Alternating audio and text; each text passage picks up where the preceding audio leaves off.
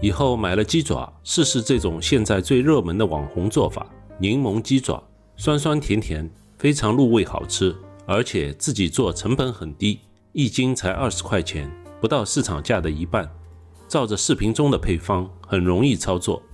鸡爪买这种带腿骨的，一会儿我会把脚骨去掉，外面的这层皮软糯 Q 弹，非常好吃。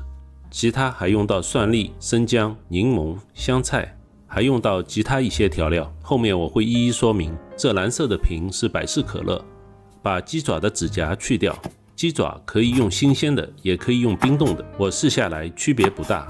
再在腿骨上方划一刀，要划破表皮，划到脚骨，然后这里切一刀，不要切断，这块是软骨，留着可以吃。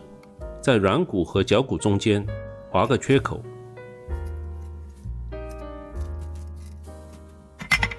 再捏住软骨，用力往下拉。这一步需要用点力，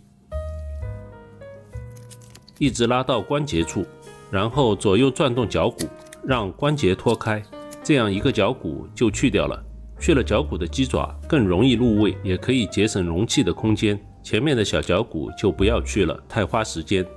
全部处理好后，把鸡爪放入冷水锅中，加入葱节、姜片，放入少许黄酒，大火烧开，撇去浮沫，转小火，继续加盖烧煮20分钟。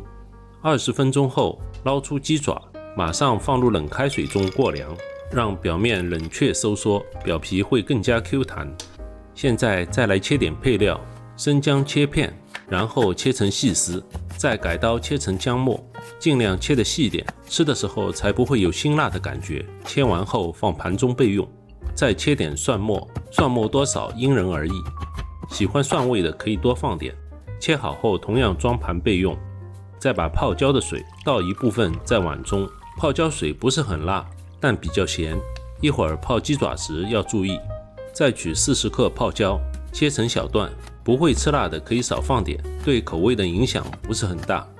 最后再切一个柠檬，把柠檬切成薄片，让柠檬的味道可以更好的释放。柠檬中有一点籽，最好把它去掉，容易发苦。鸡爪已经冷却了，把它们移入玻璃容器中。